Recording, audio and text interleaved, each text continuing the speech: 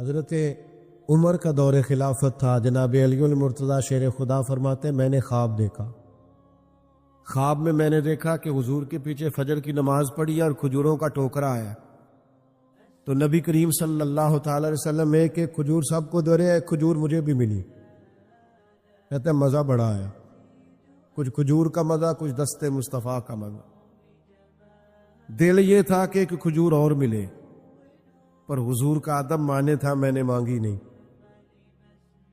کہتے ہیں اذان ہو گئی، آنکھ کھل گئی، ذرا ٹھہر جا مؤذن، میرا دل دھڑک رہا ہے۔ کہتے ہیں اٹھا، وضو کیا، مسجد میں گیا، جناب عمر نے جماعت کرائی، صورتیں وہی پڑھی جو خواب میں حضور نے پڑھی تھی۔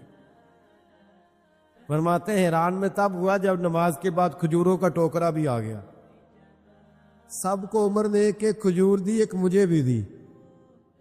حضور کا تو ادب مانے تھا، تو عمر تو اپنا یار تھا نا۔ کہتا میں نے کھجور کھا کے کہا عمر ذرا جلدی سے دینا، جناب عمر نے اٹھائی، میں سمجھا ملنے لگی ہے، ہنس کے کہنے لگے رات خواب میں حضور سے دوسری لیتے تو میں بھی سویرے دوسری دے دیتا۔ نبی پاک علیہ الصلوۃ والسلام تو خواب میں بھی کسی کو کچھ دے تو وہ اصل میں ہی دیتے ہیں۔ خوابے دے وچ ماہی آیا تے گل وچ پا لئیاں باواں، اور لوکوں میں تے ڈر دی ماری اکھ بھی نہ کھولا، کتے پھر وچھڑنا جاواں تے آئی یا رات وصال دے والی، ربا رات مکن نہ دیوی۔ یہ لمبی ہو جائے نہ کبھی طویل ہو جائے۔ ہمارا ایک بہت بڑا تعارف ہے، عباد الرحمن کہا ہے اللہ تعالیٰ نے اپنے بندوں کو، ہمیں کہا ہے کہ تم بہترین امت ہو۔ اللہ کریم نے اعزازات سے نوازا ہے۔ جن لوگوں کے پاس اتنی بڑی نسبتیں ہوں، اتنے بڑے حوالے ہوں، اتنی بڑی طاقتیں ہوں، ان کے پاس ظاہری طور پر اگر لوگوں کا جتھا نہ بھی ہو، اور ظاہری طور پر اگر مال و اسباب وقتی طور پر نہ بھی ہو، اقتدار، عہدہ اور بڑے لمبے چوڑے نعرے ان کے پیچھے نام بھی لگ رہے ہوں، تو یہ بہت بڑا تعارف نہیں کہ اللہ کے بندے ہیں اور رسول کریم کے غلام ہیں۔ اور کیا یہ تعارف جینے کے لیے، زندہ رہنے کے لیے اور گردن اٹھا کر جینے کے لیے بہت بڑا تعارف نہیں؟ باوجود اتنے بڑے تعارف کے اگر کوئی بندہ کمزور باتیں کرے، کچی پکی گفتگو کرے، اور وہ اپنے آپ کو بار بار مظلوم ثابت کرنے کی کوشش کرے، وہ بار بار اپنے زخم دکھائے تاکہ وہ قابل رحم قرار پائے، تو یہ باتیں ایک مومن کو، ایک مسلمان کو، اللہ کے ایک بندے کو ذرا زیبا نہیں دیتی، ذرا اچھا نہیں لگتا۔ مسلمان اعصابی طور پر، ذہنی طور پر، نفسیاتی طور پر ایک طاقتور قوم ہے۔ مسلمان وہ قوم ہے جو مرعوب نہیں ہوتی، یہ رعب دکھاتی ہے، رعب۔ ہم وہ لوگ ہیں کہ جن کے اکابرین سوئے بھی ہوتے تھے نا، سوئے ہوتے تھے حضرت عمر، لیکن ان کو سوئے ہوئے دیکھ کر بھی لوگ کانپا کرتے تھے، اس لیے کہ شیر تو شیر ہی ہوتا ہے نا، وہ سوا ہو تو پھر بھی شیر ہی۔ تو میں کچھ عرصے سے اس کمی کو بڑی شدت سے محسوس کرتا ہوں کہ لوگ، یعنی کوئی شخص بھی ملتا ہے تو وہ اس لہجے میں بات کرتا ہے کہ اسے مظلوم مان لیا جائے، قابل رحم مان لیا جائے، اس کی مدد کی جائے، اس پر توجہ کی جائے۔ یہ مسلمان کی شان نہیں۔ آپ سورہ بقرہ پڑھیں گے تو قرآن مجید اصحاب صفہ کی شان بیان کرتا ہے کہ انہیں بڑی حاجت ہے، بڑے ضرورت مند ہیں۔ وہ لوگ تھے جو کئی دنوں تک روٹی نہیں کھاتے تھے، لیکن رب فرماتا ہے کہ میرے محبوب کے مدرسے کے ان طالب علموں کو جو دیکھے گا اسے محسوس ہوگا کہ یہ تو بڑے امیر لوگ ہیں۔ کیوں محسوس ہوگا؟ لا یسألون الناس الحافا، یہ لوگوں سے لپٹ کر سوال نہیں کرتے، کشکول طلب نہیں دراز کرتے، یہ اپنے پردے کو قائم رکھتے ہیں۔ خودداری، عزت نفس، وقار، خودی ہمارے ہاں تیزی سے ان چیزوں کا آج جو ہے وہ یوں محسوس ہوتا ہے جیسے قحط ہو گیا ہے۔ الا ماشاء اللہ، آپ کے زخم دکھانے سے کوئی بھی آپ کا زخم نہیں بھرے گا، بلکہ میں نے تو یہ دیکھا ہے اپنی زندگی میں کہ اچھا بھلے تعلقات چل رہے ہوتے ہیں، آپ کو ذرا ضرورت پڑ جائے تو سامنے والا آنکھیں پھیر لیتا ہے، اسی وقت اس کا ماحول اور اس کے حالات خراب ہو جاتے ہیں۔ اس لیے اپنا سارا بھروسہ، اپنی ساری توجہ، اپنی سوچوں کا مکمل مدار صرف اللہ رسول کی ذات کو بنائیں، اور اس انداز میں بنائیں کہ کون دیتا ہے دینے کو پوچھائیے، دینے والا ہے سچا ہمارا نبی۔ اور یہ ذہن بنائیں زندگی میں کہ رب رسول کی بارگاہ سے 2 قطرے بھی مل گئے تو دنیا بھی بن جائے گی، آخرت بھی بن جائے گی۔ اس لیے ادھر ادھر دیکھنا تھوڑا کم کریں، اور بالخصوص آج اپیل کروں گا استاد اپنے شاگردوں کو، پیر اپنے مریدوں کو، باپ اپنی اولاد کو بڑی بڑی باتوں کا سبق پڑھائے، بڑی بڑی باتوں۔ اقبال نے شکوہ کیا، اقبال کہنے لگے شکایت ہے مجھے یا رب خدا بندان مکتب سے، یہ جو انہیں کہتے ہیں کہ جناب پڑھ جاؤ گے تو روٹی اچھی ملے گی، یہ انہیں کہتے ہیں پڑھ جاؤ گے تو کار میں بیٹھو گے، پڑھ جاؤ گے تو کوٹھی بنا لو گے، یہ کیا سبق پڑھا رہے ہیں بھلا؟ ان کو تو تم بڑے بڑے باتیں بتاؤ، انہیں کہو پڑھو گے تو دنیا میں حضور کے دین کا انقلاب برپا کرو گے، تم ان کہو کہ تم پڑھو گے تو تم ایک پورا پورا ملک چلاؤ گے، تم انقلاب برپا کرو گے، اپاند کمر کیوں ڈرتا ہے پھر دیکھ خدا کیا کرتا ہے۔ اقبال کہنے لگے یہ تم کیا سبق پڑھا رہے ہو کہ روٹی صحیح مل جائے گی، چندہ اکٹھا کرنے کا طریقہ آ جائے گا؟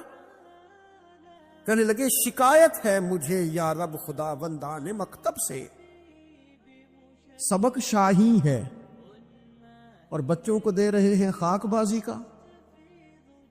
اڑنے والی تعلیم تھی اور یہ انہیں ریگنے کا سبق پڑھا رہے ہیں۔ تگڑی تگڑی باتیں بچوں کو سکھاؤ، تگڑی تگڑی، یہ پھر سارے نہ ڈھونڈتے پھرے کہ وہ فلانا جو ہے نا چاچا امیر ہے تو ماموں امیر ہے تو فلانی خالہ باہر ہے تو فلانا ذرا مہربانی، کوئی بھی نہیں مہربانی کرتا۔ مہربانی جب بھی کرتا ہے یا خدا کرتا ہے یا مدینے والے محمد مصطفیٰ کرتے۔ اپنی توجہات کبھی بچوں کو دیکھیں، حضرت لقمان اپنے بیٹے کو کیا کہتے ہیں یا بنی اقم الصلاۃ وامر بالمعروف وانہی عن المنکر۔ حضرت لقمان اپنے بیٹے کو سمجھاتے ہیں، کہتے ہیں اے بیٹا نماز قائم کرنا، لوگوں کو بھلائی کا حکم دینا، برائی سے منع کرنا، وَاصْبِرْ عَلَىٰ مَا أَصَابَكَ، اور جب مصیبت پہنچے تو صبر کرنا، ادھر ادھر رونا دھونا نہ کرنا، نماز پڑھنا، بھلائی کا حکم دینا، برائی سے منع کرنا، اور اگر کوئی مصیبت پہنچے تو اس پر صبر کرنا۔ کتنے کام ہو گئے؟ 4۔ ایک نماز پڑھنی ہے، ایک بھلائی کا حکم دینا ہے لوگوں کو، ایک برائی سے، اور اگر کوئی مشکل آئے تو کیا کرنا ہے؟ ان ذالک من عزم الامور، فرمایا بیٹا یہ بڑی ہمت والے کام ہیں، ہمت والے کام کرنا، ہمت والے، طاقتیں اپنی قائم رکھنا، کمزور نہ پڑنا، لوگ تمہارے آنسو نہ دیکھیں، کوئی تمہیں تڑپتا نہ دیکھے، چھوٹا چھوٹا زخم لے کر لوگ سگنل پہ کھڑے، چھوٹی چھوٹی مجبوریاں لے کر لوگ مانگنے کے لیے دروازوں پر کھڑے ہیں۔ امت مسلمہ کا یہ مزاج نہیں، یہ وقار نہیں، یہ انداز نہیں، ہم تو بانٹنے والے لوگ۔ چلے مشکل آ جاتی ہے، زندگی میں ضروریات پڑ جاتی ہیں، قرضہ صحابہ بھی لے لیا کرتے تھے، لیکن یہ جو لہجے آج ہم نے اختیار کر لیے، کمزور ہو جانا، کچا پڑ جانا، غریبی کا رونا رونا، یہ انداز اہل ایمان کا۔ بچوں کو طاقتور ہونا چاہیے۔ میرے نبی کریم صلی اللہ تعالی علیہ وآلہ وسلم نے نا ارشاد فرمایا، ایسا نہیں ہے کہ کوئی بندہ کمزور ہے تو وہ ناپسندیدہ ہے، یہ نہیں فرمایا کہ جو بزدل ہے تو وہ بڑا کوئی کٹا ہوا آدمی ہے، لیکن حضور فرماتے ہیں، صحیح مسلم میں حدیث موجود ہے، حضور فرمانے لگے طاقتور مسلمان نا اللہ کی نظر میں بزدل مسلمان سے زیادہ پیارا ہے۔ طاقتور ہے نا، اس کی شان زیادہ ہے۔ یہ جو با ہمت ہے، با حوصلہ ہے، جس کے اعصاب مضبوط ہیں، یہ رب کریم کی بارگاہ میں باوقار ہے۔ اللہ کے حضور اس کی قدر ہے۔ اور حضور علیہ الصلوۃ والسلام صحابہ کو دعائیں سکھایا کرتے تھے، اور تعلیم امت کے لیے خود بھی حضور وہ دعا فرمایا کرتے تھے، کہتے تھے اے اللہ بزدلی سے بچا، کنجوسی سے بچا، اے اللہ اس بڑھاپے سے بچا جو انسان کو بڑا پریشان کر دے۔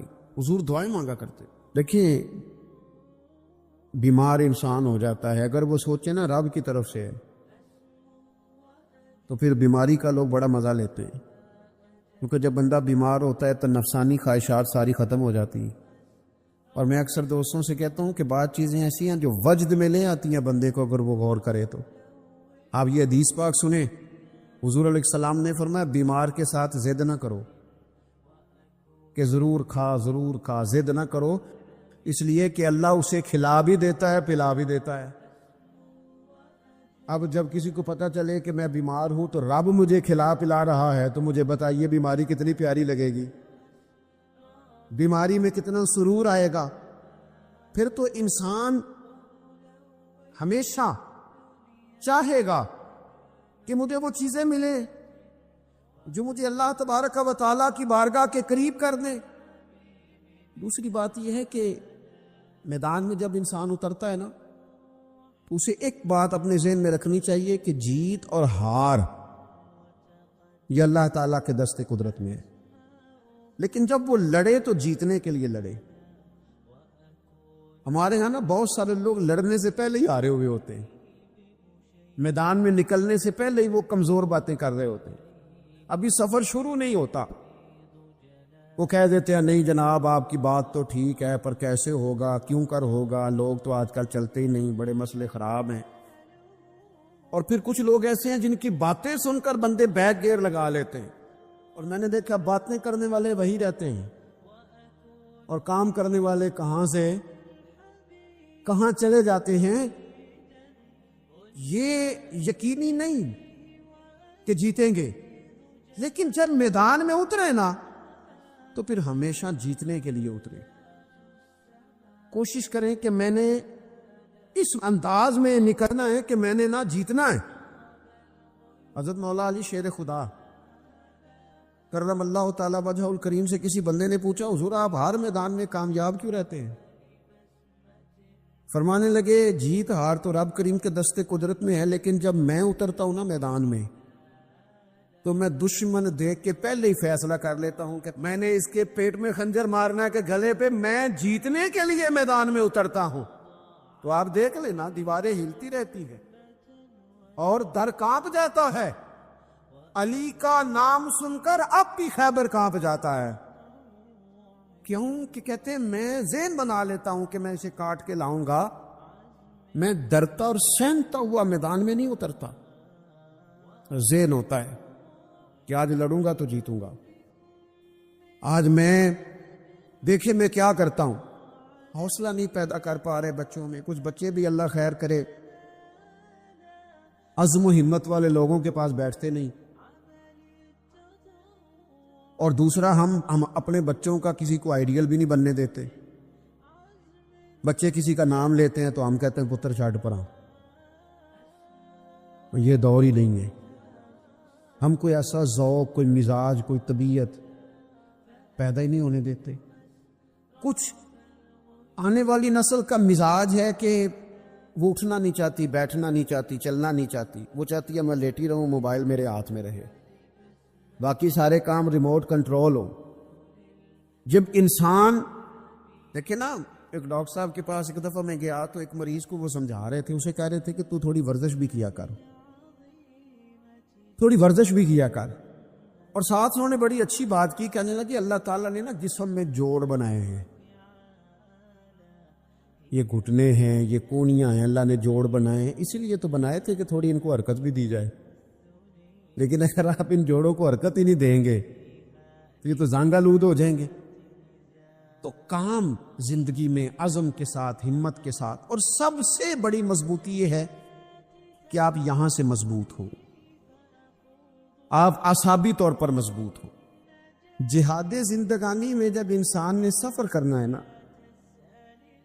تو اگر وہ کمزور پڑے گا تو سفر نہیں کر سکے گا، گھبرا جائے گا تو سفر نہیں کر سکے گا. کیا کہا تھا اقبال نے؟ تندی باد مخالف سے نہ گھبرا اے عقاب، یہ تو چلتی ہے تجھے، یہ تو چلتی ہے تجھے اونچا اڑانے کے لیے. اونچا اڑانے میں نے سنا ہے، مجھے پکا نہیں پتا، میں نے سنا ہے کہ ہوا تیز ہو تو جہاز کی سپیڈ لوگ بڑھا دیتے.